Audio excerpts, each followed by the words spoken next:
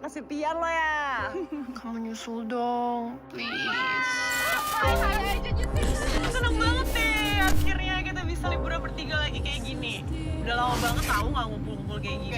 3, 2, 1. Keren kan? Keren ya? Welcome. We are so happy you are here. May all who enter this villa leave without any disappointment. Kamu liburannya seru banget nih.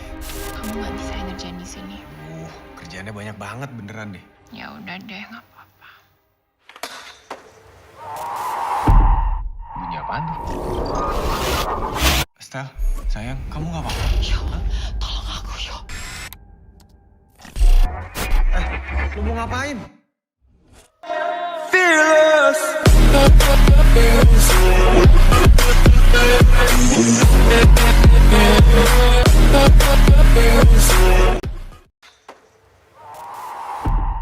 Bunyi apaan tuh? Estel, sayang, kamu nggak apa-apa? Film itu sih bercerita tentang drama trailer ya, dimana di situ kita membuat satu bilang bosan yang beda gitu. Dimana pembunuhan yang biasanya terang-terangan di sini digunakan teknologi dengan via Zoom. Jadi pakai Zoom seseorang bisa tahu, seseorang itu pacarnya maksudnya bisa memonitor gimana kekasihnya berada gitu. Dan kebetulan pasangan ini yang melepas masa lajangnya pergi bersama temannya ke satu tempat villa di satu tempat gitu. Nah, pasangannya atau kekasihnya memonitor dari jarak jauh via Zoom. Ini mau menarik digunakan teknologi di sini, di mana Zoom adalah sebagai monitor sehingga dia bisa mantau apapun yang terjadi gitu. Nah, ketika udah dari jarak jauh, Zoom dari jauh, ada satu peristiwa bagaimana dia villanya dimasukin orang. Gue bisa tahu ya karena cowoknya memonitor itu. Awas belakangnya tuh ada orang masuk gitu. Wah, ada kaget. Nah, disitulah dibangun ketegangan-tegangan yang terjadi saat itu. Tapi tetap cowoknya memonitor karena dia jauh kan. Jadi Zoom dibuka terus gitu. Atau video call tuh dibuka terus gitu. Jadi mereka tahu sampai di mana perkembangannya dan terus bagaimana solusinya. Walaupun jarak jauh tapi cowoknya bisa mengupdate apa-apa yang terjadi dan bisa juga lapor polisi. Karena ya keterbatasan jarak yang jarak jauh dan nggak mungkin cowoknya itu datang pada saat itu juga. Tapi by Zoom dia bisa mengarahkan pacar ini, kekasih ini untuk waspada dan dia dipantau terus sama cowoknya. Menurut saya sih ini film trailer yang unik ya, karena menggunakan teknologi Zoom yang boleh dibilang dengan satu konsep bahwa dia harus melihat di monitor bagaimana dia mengatur perkembangan kekasihnya itu selama dia syuting di sana, nginap di sana gitu. Dan dia shoot terus dan dia jaga terus 24 jam. Pacarnya selalu online gitu. Nah, jadilah ya mungkin si pembunuhnya atau penjahatnya ini nggak tahu kan bahwasannya dia dimonitor juga by Zoom itu. Jadi ya disitulah terjadi peristiwa yang memang mencekam. Tapi cowoknya pun agak nervous karena dia takut cowoknya kenapa-napa. Nah, di sini adegan teror dimulai dan cowoknya pun aktif untuk mengambil atau terus memonitor gambar-gambar yang ada di sana, termasuk dia juga bisa mengintip mendeteksi siapa pelakunya gitu, jahat mana pelaku. Jadi begitu Bang. Ini durasi berapa? 90-an ya biasa. Untuk di bioskop ya? Untuk bioskopnya ngomong bioskop. Kapan? Rencana tanggal 9 Desember. Ya, saya meluncurkan film ini juga karena dia berniat menggairahkan penonton untuk kedepannya dia bagaimana dia bisa bangkit penonton Indonesia dan maju untuk itu. Dari situlah peran kita di mana ketika film nasional sepi dan banyak juga yang menahan film ya kita tetap main.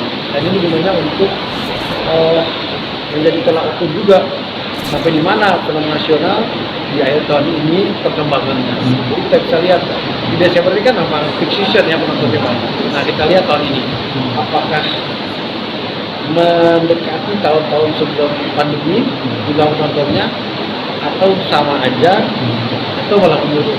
Ya kita tunggu aja Desember nanti.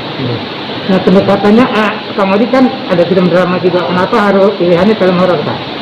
Ya memang kan di bulan itu nggak ada horor ya. Bukan horor, ini trailer. Ini film trailer. Film trailer ya.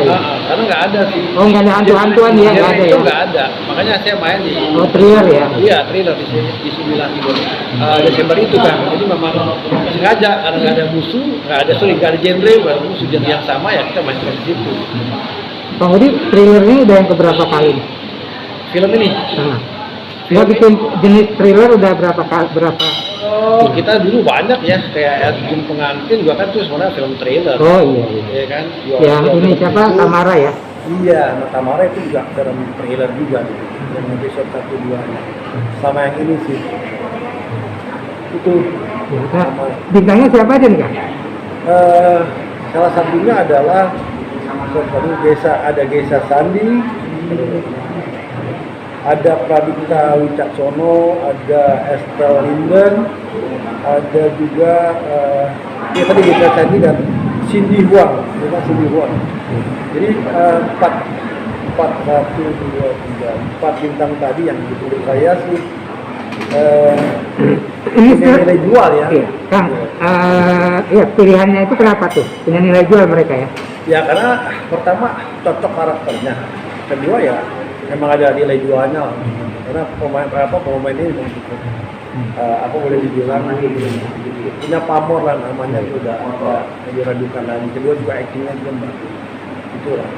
Ini the first film dari Ya. Next ya? Setelah pandemi ya? Setelah pandemi yang digarap oleh sutradara Dian Sunu dan ini merupakan ya yang pertama sejak pandemi kita nggak pernah main lagi. Dan saya juga main di OTT sih yang sebenarnya gitu. Itu sih kan. Nah selain film ini ke depan apa Kang sedang dipersiapkan? Apanya? Selain film ini? Ya ke depan sih saya ada beberapa untuk layar lebar ya. Saya siapkan juga untuk tahun depan sambil lihat perkembangannya. Tapi tetap kita saat ini mengerjakan tetap di OTT lah. Karena itu mungkin ya kita bisa survive di sana gitu. Dengan OTT ini kita semoga bisa ya berjalan terus lah kelangsungan dari kehidupan pihak kita gitu. Ya kemarin dari sukses yang film-film sebelumnya ya, film horor juga kemudian kan sukses ya. Ya. Dilan juga gitu. Artinya itu selalu menjadi patokan Kang Odi nggak dalam menggarap film-film ke depannya? Ya kalau menurut saya sih kita lihat juga kondisinya ya. Kalau memang ya sekarang kadang melawan arah gitu. Kalau trennya lagi kenceng gitu, misalnya drama ya saya harus berani satu film horor saya lempar gitu. Ya kan jadi kita agak kontroversi memang dan penuh resiko, tapi ya kebanyakan kalau IP-nya kuat apalagi ya bisa tetap jalan aja gitu. Itu sih memang harus ada satu yang beda. Ketika orang bermain dengan satu genre yang sama ya kita harus punya genre lain yang berbeda. Ya, saya masih ingat tuh ada giumnya Kang Odi itu ya dalam prinsip jualan menayangan film. Lebih baik 90 yang pakai sendal daripada 10 pakai sepatu. Itu Ya itu kan gium lama kan. itu gimana kan? Masih bisa kepake nggak? Artinya horor ini juga mainnya nggak di pusat-pusat yang biasa-biasa. Iya enggak, kan biasanya memang kalau film horor mainnya tuh di pinggir sih kan.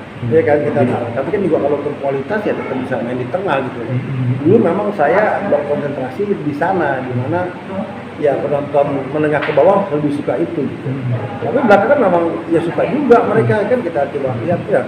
Kenapa nggak bikin juga kita main untuk kelas atas gitu. Ya. Jadi kita main di atas bawah gitu. Menurut saya sih itu yang paling tepat sekarang. Dulu memang segmented ya, kita juga dapat dari tahu banget lah bioskop kasih horor ya sekian, mainnya di mana gitu. Tapi itu kan horor bukan thriller ya? Iya horor. Ya tapi kan saya bilang kembali lagi kan. Kalau kita horor pun walaupun ya saya nggak relatif ya dikasih layar, ketika naik pun bioskop fair, mereka akan kasih lagi tambah layar ketika meledak itu ya masih ditambah gitu.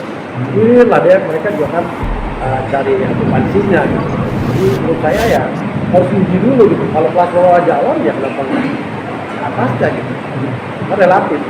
Kembali ke film Fikil ini rencana akan tayang di berapa bioskop opening awal? Kita kan belum kasih tahu, kita sih maunya sebanyak-banyaknya. Biasanya kan 2-3 hari kita baru tahu dapat berapa layar gitu.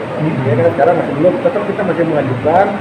Tinggal hari hanya nanti kita akan tahu berapa dapatnya gitu. Jadi sampai sekarang belum ya? Belum. Biasanya dekat-dekat waktu tayang ya, 1-2 hari biasa baru ketahuan. Ini Fikil ini dari cerita asli atau novel atau apa kan? Sebenarnya sih dari original cerita yang dibawa oleh penulisnya itu sendiri gitu. Ya tapi menurut saya tetap kita seleksi lah.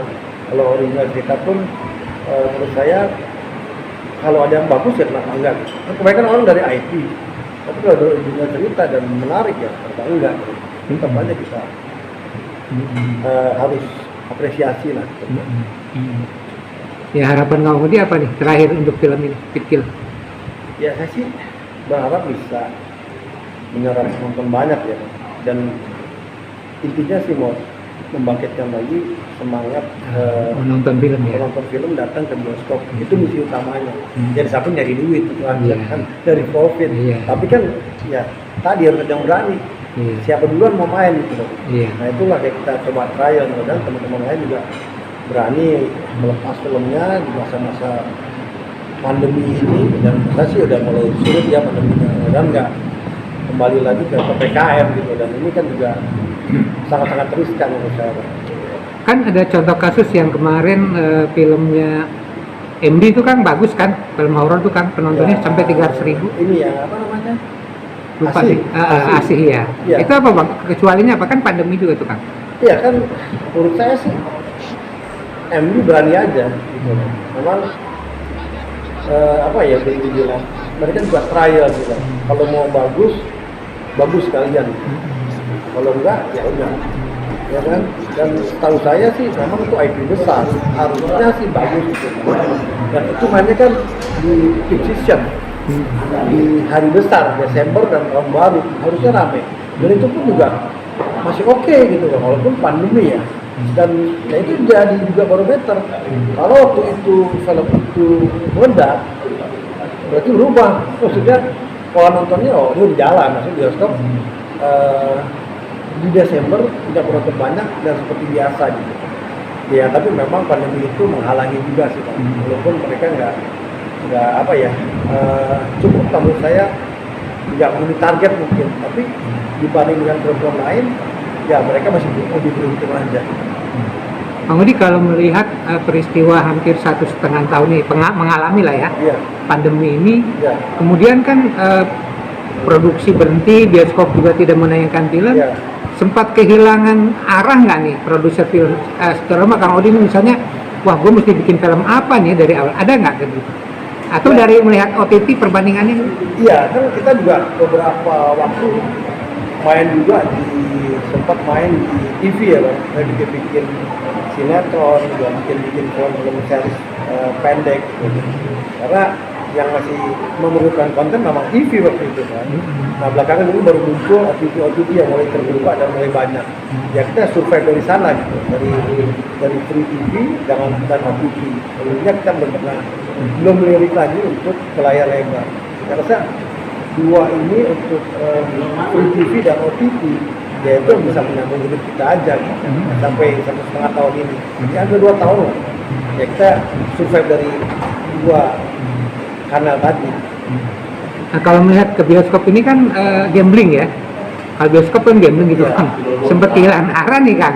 Artinya kalau dulu kan lagi jalan, gue mesti bikin film ini, sekarang mesti bikin film ini gitu Iya. kan. Ya kalau sebenarnya sih kalau bagi saya ya bikin film itu kan memang awalnya memang kita harus punya target dulu gitu kan. Kita mau kemana nih? Perhitungan kita ya paling tidak nggak rugi-rugi amat lah, kemana sih gitu. Ya saya akan berusaha main di bioskop dulu berapapun hasilnya. Karena ketika setelah main di bioskop ya mudah-mudahan insya Allah OTT nunggu itu gitu, untuk menanti atau menunggu setelah bioskop turun. Ini bisa kita jual lagi karena terserah untuk OTT ataupun free TV. Dari bioskop ke OTT biasanya rentang waktunya berapa lama tuh Kang? Ya tergantung, kalau umumnya sih sekitar 4-6 bulan ya. Tapi kalau kita mau minta 3 bulan juga nggak ada masalah. Ya kan siapa mau main kan udah turun juga. Tapi menurut saya sih yang paling aman ya, paling efisiennya ya 3 bulan itu. Karena kan kita tidak mau ngejar target juga gitu. Jadi memang harus ya itu.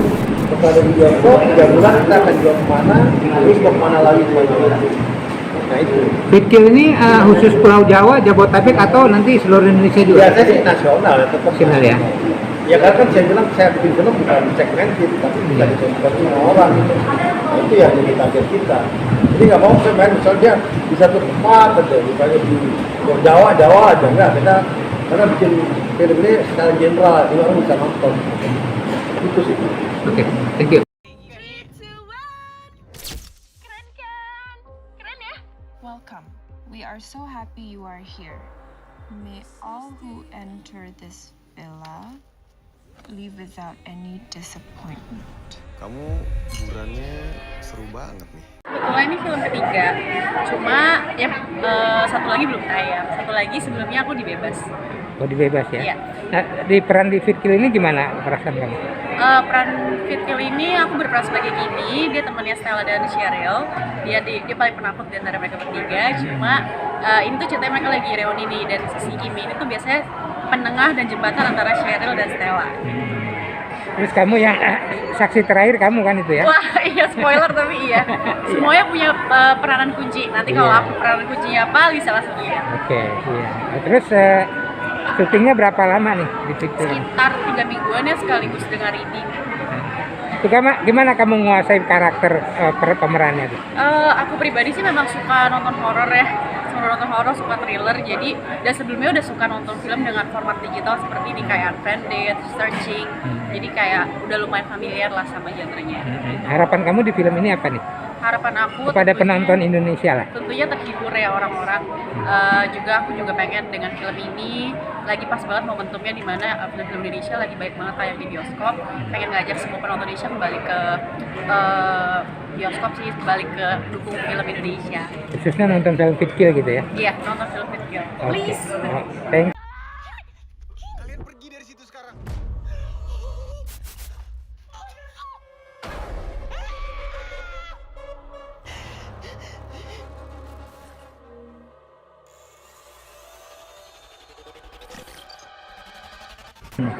Terus gimana komen kamu mengenai peran kamu di film Fitkil? Sangat suka sekali karena ini bisa dibilang film genre thriller pertama saya. Sebelumnya saya belum pernah mendapatkan film genre thriller. Biasanya itu kan ada horor, terus juga drama. Nah ini thriller. Nah pas pertama kali saya dikasih skripnya itu, pas saya baca saya langsung kayak wah, jatuh hati banget sama skrip ini. Karena seperti yang tadi pas lagi preskon sudah dibilang sama Cindy yang berperan sebagai Kimi, dia sudah bilang kayaknya ini film yang pemainnya itu sedikit, minimalis sekali. Tetapi kan kita hanya berempat, tetapi setiap 4 orang ini masing-masing tuh punya porsinya masing-masing. Dan kalau satu dihilangkan, ini film nggak akan jadi gitu. Jadi memang kunciannya tuh ada. Kuncian saya ada, kuncian Cindy ada, Dikta ada, Estelle juga ada. Kayak gitu. Dan untuk karakter saya sendiri saya suka karena itu sesuatu yang menantang buat saya. Terus juga karakter Cheryl itu dia pemberani, dia juga ceria, setia kawan, dan sejauh ini sangat happy untuk memerankan film Fitkil dan sangat berterima kasih karena sudah diberikan kesempatan dan kepercayaan untuk memerankan Cheryl di film Fitkil. Ini film yang keberapa buat kamu?